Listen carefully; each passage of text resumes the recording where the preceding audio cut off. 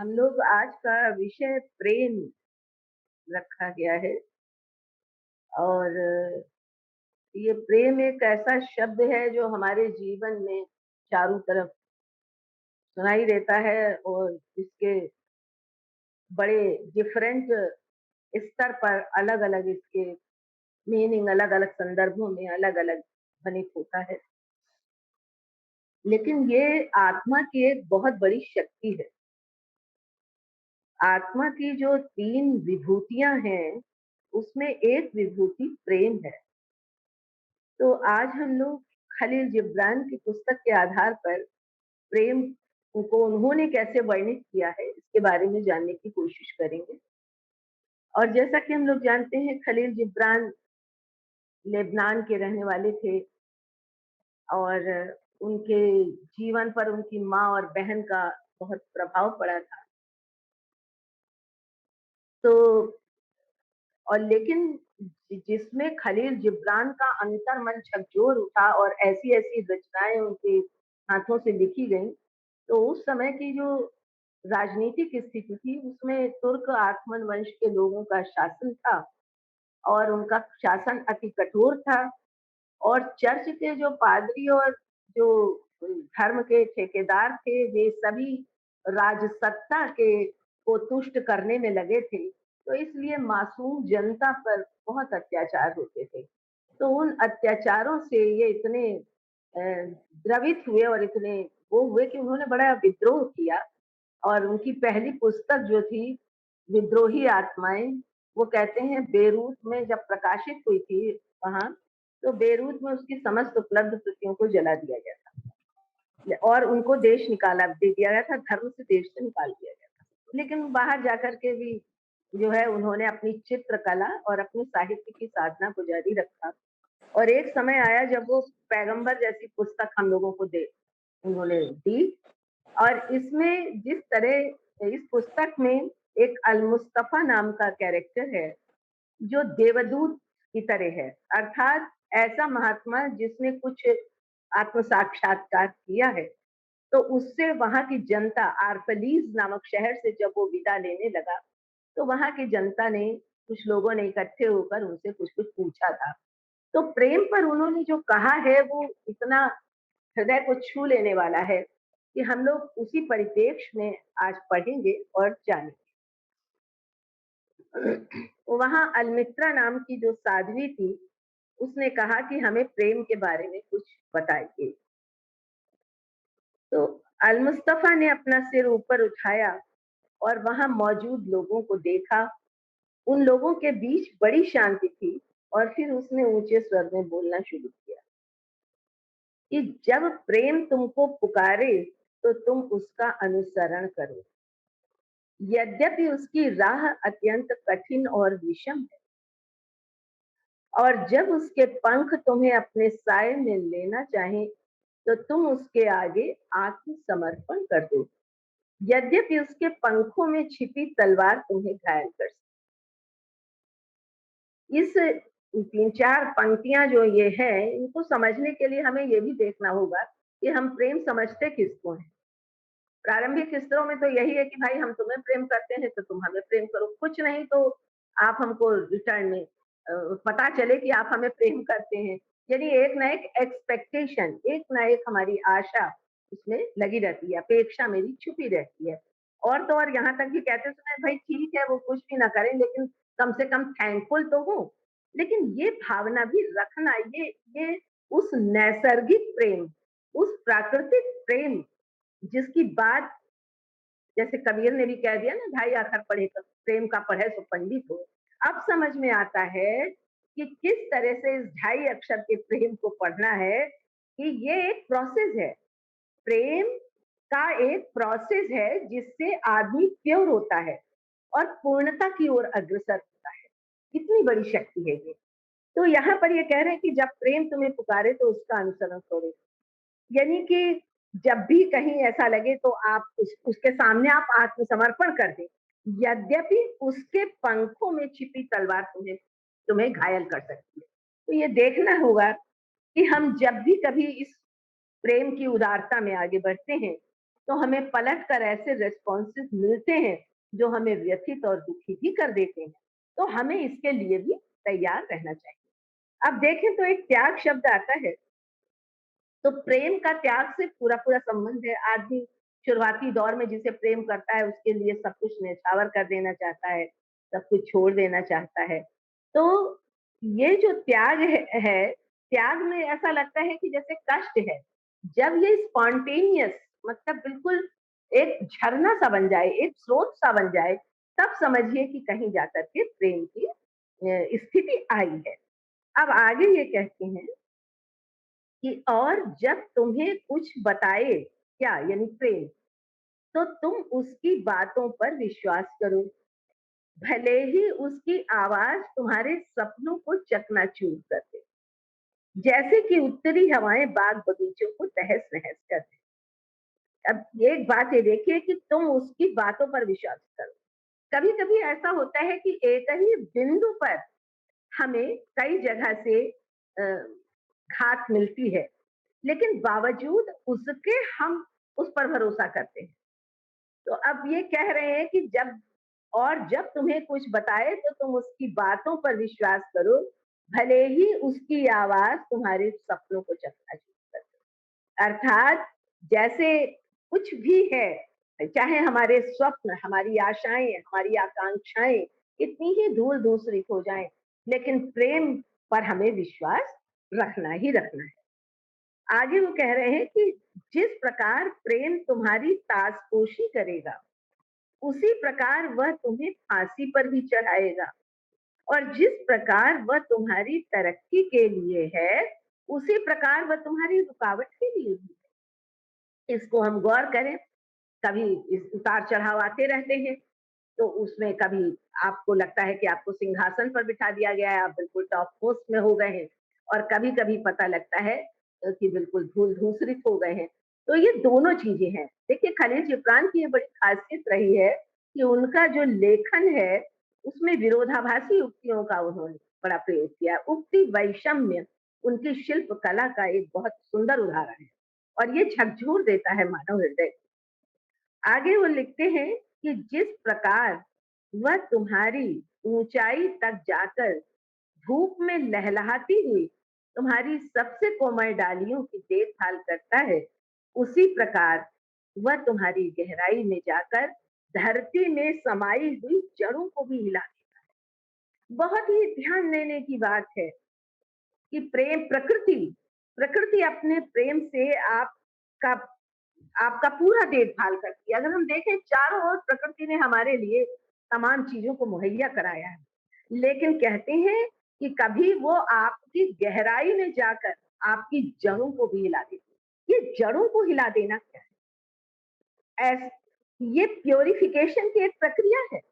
अगर हमारे आघात प्रत्याघात हमको वो नहीं करेंगे तो हम पवित्र कैसे होंगे, हम शुद्ध कैसे होंगे, हमारे अंदर का जो टॉक्सिन है वो कैसे निकलेगा।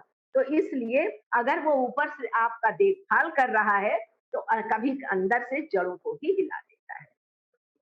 आगे का जो प्रोसेस इन्होंने दिया है 5-6 लाइनों में, वो इतना सुंदर है, और मुझे ये इतना अपील किया है कि मैं कई जगह इसको बारंबार कोट करती हूँ। उन्होंने कहा कि वह अनाज के दानों के गुच्छों की तरह तुम्हें अपने अंदर समाहित कर लेता है। हम लोगों ने गेहूं की बालियां देखी होंगी सभी ने, तो किस तरह से वो गुच्छों के अंदर समाहित कर लेता है। फिर सेकंड स्टेप क्या है कि वह तुम्हें नग्न करने के लिए बुरी तरह से कूटता है।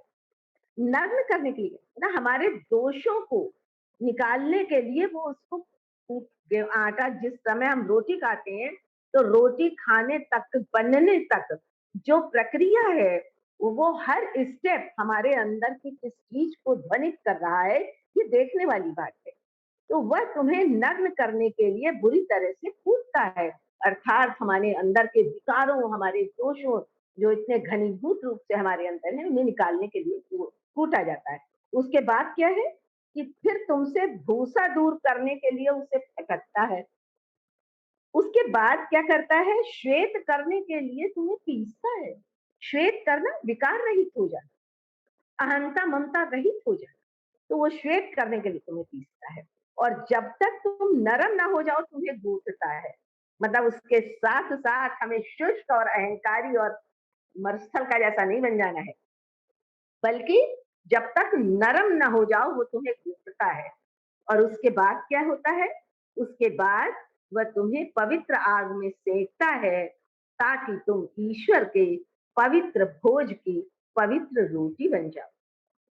तो ये देखिए कि अगर हम इसको मनुष्य जन्म से लेकर के और मृत्यु तलक इसके बारे में सोचें, तो क्या ये एक पूरा प्रोसेस नहीं है प्यूरिफिकेशन का? और प्योरि सिम्बोलाइज़ किस तरह से किया है खलील जिब्रान ने। आगे कहते हैं कि यह सब चीज़ें प्रेम तुम्हारे लिए इसलिए करेगा, ताकि तुम अपने हृदय के रहस्यों को मतलब तुम स्वयं ही अपने आप को जान सको, अपने अंतस के अंतस की ज्योति को जान सको और उसी ज्ञान के माध्यम से तुम भौतिक जीवन के हृदय का हिस्सा बन सको। लेकिन अब दूसरी बात भी कहने जा रहे हैं, लेकिन भयवश कि अगर हमें प्रेम की कठोर परीक्षाएँ देने में हम असमर्थ हैं और हमें भय लगता है और केवल हम चाहते हैं कि प्रेम वाली जो शांति है और जो आनंद है, हमें केवल वही मिल जाए बस। तो वो क्या कहते हैं कि तुम अपनी नग्नता को ढक लो और प्रेम की चूर-चूर करने वाली भूमि से बाहर और फिर क्या नग्नता मीन्स अपने विकारों को, अपने दोषों को ढक लो और वहाँ से निकल जाओ।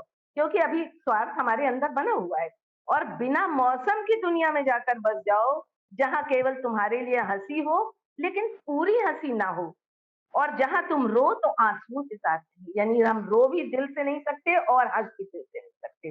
तो ये है प्रेम की कठोर परीक्षाएँ या प्रेम के कठिन मार्ग पर चलने पर जो कठिनाइयाँ हैं, जो परेशानियाँ हैं उनको हम छोड़कर केवल अगर भय हमारे अंदर है तो हमको ये रास्ता छोड़ देना चाहिए।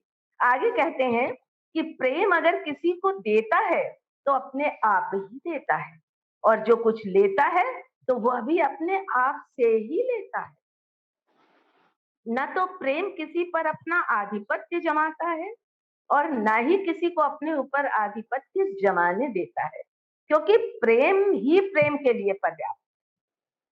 और आगे वो कह रहे हैं कि जब तुम प्रेम करो तो ये मत कहो कि ईश्वर मेरे हृदय में है, बल्कि ये कहो कि मैं तो ईश्वर के हृदय में।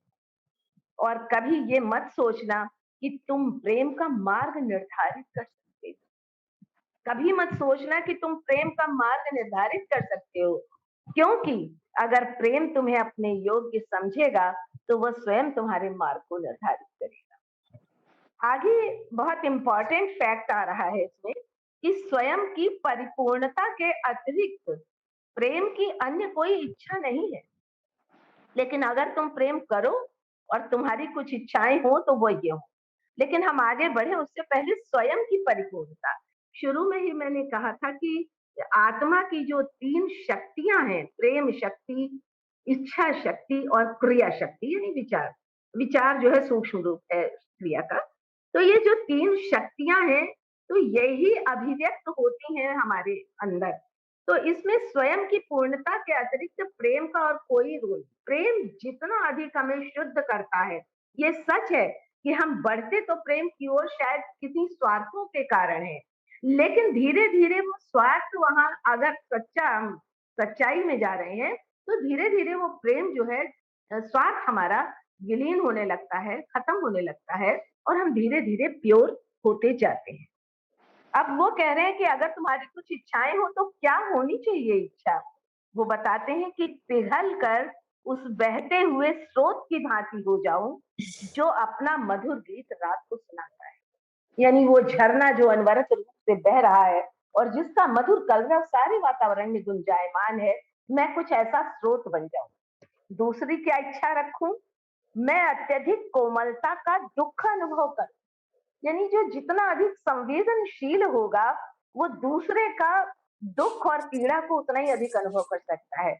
और मुझे एनी बेसेंट का एक कोटेशन याद आ रहा है कि दूसरे की हृदय की पीड़ा का ठीक उसी प्रकार अनुभव करूँ, जैसे तुम्हारे अपने हृदय की पीड़ा। तो यहाँ पर यही बात है कि मैं अत्यधिक कोमलता का दुःख अनुभव करूँ।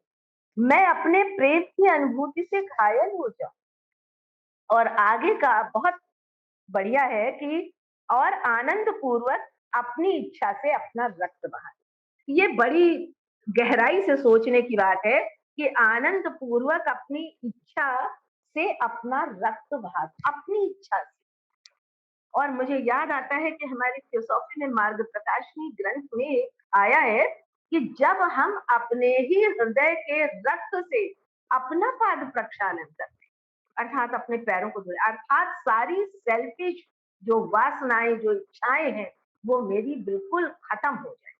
यहाँ पर इसी भाव को ये बता रहे हैं कि सारी स्वार्थमय इच्छाएं, सारी जो वो हैं, वो बह जाएं।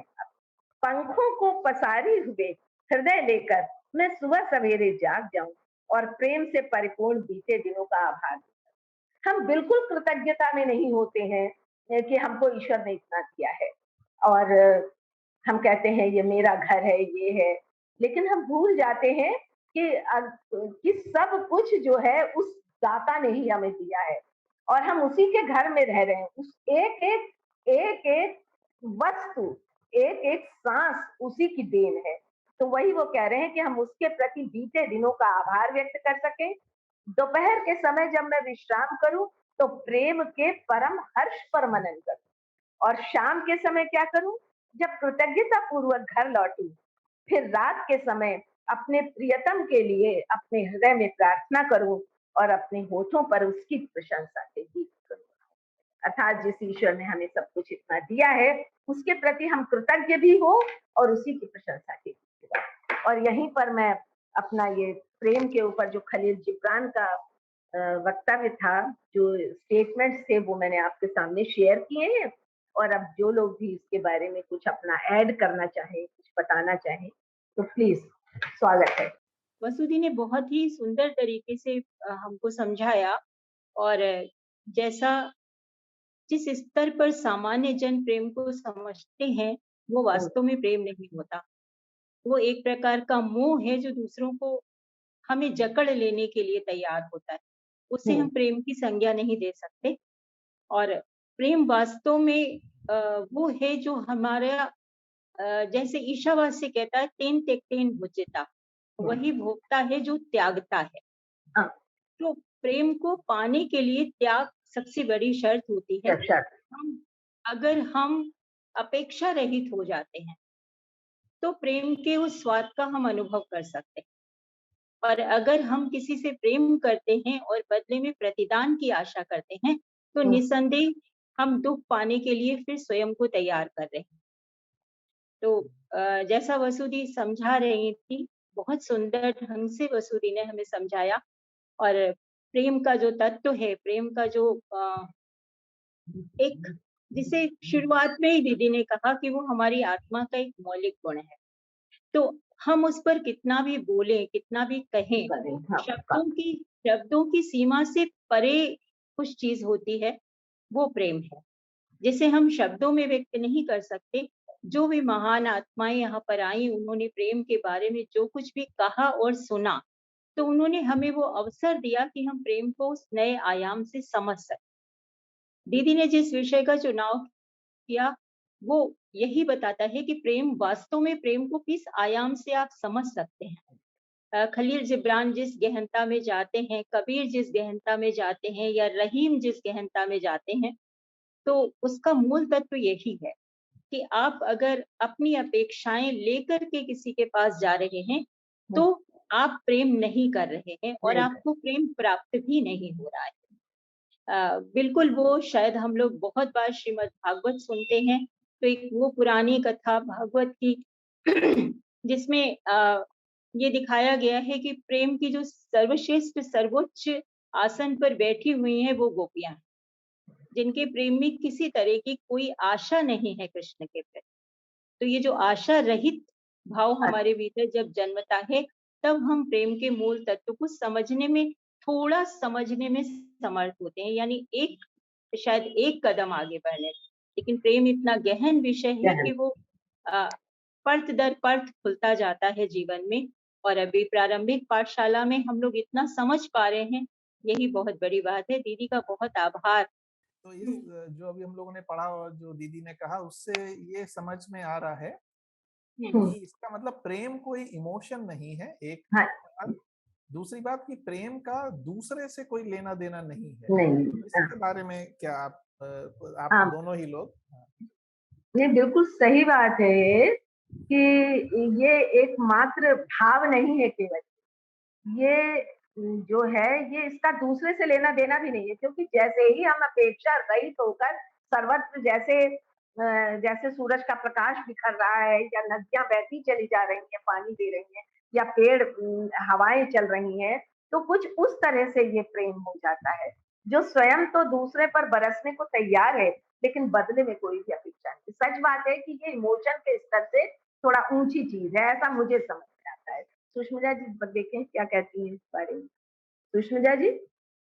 हाँ दीदी, इसका देखिए प्रारंभ तो मेरे हिसाब से ये भाव से ही होता है। हाँ, प्रारंभ तो भाव से ही है। प्रारंभ तो भाव से ही होता है और स्वयं से प्रारंभ होता है। हाँ, स्वयं। हम जितना ये एक ऐसा अनुभूति के तल पर हम जितना ज्यादा उतरते हैं और अपनी परतों को हम जितना ज्यादा खोलते जाते हैं, तब हमें सबसे पहले ये देखना होता है कि क्या प्रेम नहीं है। अगर हम नहीं से शुरू करते हैं कि ये प्रेम नहीं हो सकता, तो ही हमें ऐसा लगता है अपनी स्थिति को देखकर कि उस बिंदु तक हम तब पहुंच सकते हैं जब हमें ये समझ में आ जाए कि वास्तव में प्रेम क्या नहीं है। नहीं है। वो धान की भूसी से छिलके को अलग करने की, गेहूं से छिलके को अलग करने की जो प्रक्रिया है कि हम उसको खोलते जाते हैं और फिर समझ में आता है कि अच्छा, जिसे हम प्रेम समझ रहे थे वो प्रेम नहीं। तो फिर एक कदम हम और आगे बढ़ते हैं और फिर हम देखते हैं कि क्या ये प्रेम हो सकता है। और जब हमें लगने लगता है कि नहीं यही प्रेम है, फिर उस समय जो शब्द आपने कहा कि अगर वो वास्तव में प्रेम नहीं होता तो हम पीटे जाते हैं, कूटे जाते हैं, निचोड़े जाते हैं और फिर हमको समझ में आता है कि अच्छा, जिसे प्रेम मान लिया था वास्तव में ये भी प्रेम नहीं। तो इसीलिए प्रेम को परमात्मा की श्रेणी में रखा जाता है कि प्रेम ही परमात्मा है। वो इतना प्योर होते जाना, अपने छिलकों को, अपने आवरण को इतना उतारते चले जाना, इसीलिए शायद इस पर बोलने के लिए कहा जाता है कि इस पर कोई बोल नहीं सकता, केवल प्रयास कर सकते हैं हम लोग बोलने का। तो वो सारे आवरण धीरे धीरे हम जब अपने को मांझते चले जाते हैं, तब हमें समझ में आता है कि जितनी चीजों को हम प्रेम कह रहे थे वास्तव में वो प्रेम था ही। अब जो कुछ बचा है वो प्रेम, और जो बचा है उसे कहने के लिए शब्द पर्याप्त है, सहयोग नहीं करते। नहीं कर। तो मेरी दृष्टि में ये है कि ये यात्रा के क्रम में ये समझ में आने लगा है कि जहाँ जहाँ ये लग रहा था कि यही प्रेम है, यही प्रेम है, तो वो प्रेम नहीं है। अभी ये यात्रा है, जब चलते चले जाएंगे तो अनुभूति का वो तल जहाँ पर शब्द भी मौन हो जाते हैं, संभवतः वो प्रेम है जो खलील जिब्रान ने कभी अनुभव किया होगा, जो कबीर ने अनुभव किया होगा। उन्होंने क्या अनुभव किया वो हमारी अभी समझ से परे है, लेकिन अवश्य ही उन्होंने कुछ ऐसा अनुभव किया होगा जो ये इतना सुंदर लिख पाए। तो मुझे ऐसा लगता है। हाँ जी, बिल्कुल। और हाँ, अनुभव पे तो बिल्कुल अभी उतरने में हम लोगों के बहुत समय है प्रेम की अनुभूति, लेकिन जैसा आपने कहा और यात्रा कहा कि पर प्रेम को परमात्मा की संज्ञा भी दी गई है, तो अगर केवल विचार के लेवल पे देखें तो जब कुछ नहीं, आपने कहा नेति नेति करते हुए सब छोड़ते जाते हैं कि ये भी नहीं है, तो जो परम स्व बचता है तो उसको हम क्योंकि अद्वैत की ही अवस्था बचती है, तो अद्वैत यानी जहाँ दूसरा नहीं है।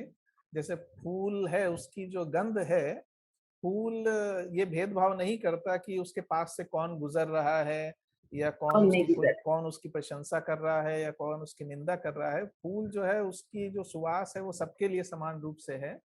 तो उसी प्रकार से शायद अभी अनुभव में, अभी हो सकता है कभी कभी हम लोगों के जीवन में कुछ ऐसे क्षण आते हों जब क्षण भर के लिए शायद जो हमारा जो अहंकार है या जो स्वपन है वो गिरता हो, लेकिन तुरंत ही फिर वो वापस उठ खड़ा होता है। तो उन क्षणों में शायद वो फ्लैशेस हमें मिलते हों, लेकिन धन्यवाद बहुत बहुत सुष्मिता जी का मम्मी बहुत अच्छा शेयर। बसुमती अग्निहोत्री जी का और सुष्मिता दीदी का, और हमारे साथ डॉक्टर मालविका जी भी हैं, वो अगर कुछ अपने विचार इस पे शेयर करना चाहें, मालविका आंटी।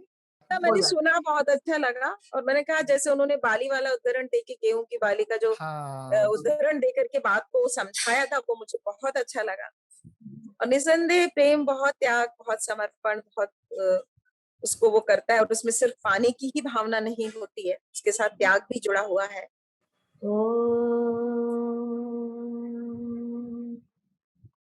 सर्वे भवन्तु सुखिनः, सर्वे सन्तु निरामयाः, सर्वे भद्राणि पश्यन्तु, मा कश्चित् दुःखभाग् भवेत्। ॐ शान्ति शान्ति शान्ति।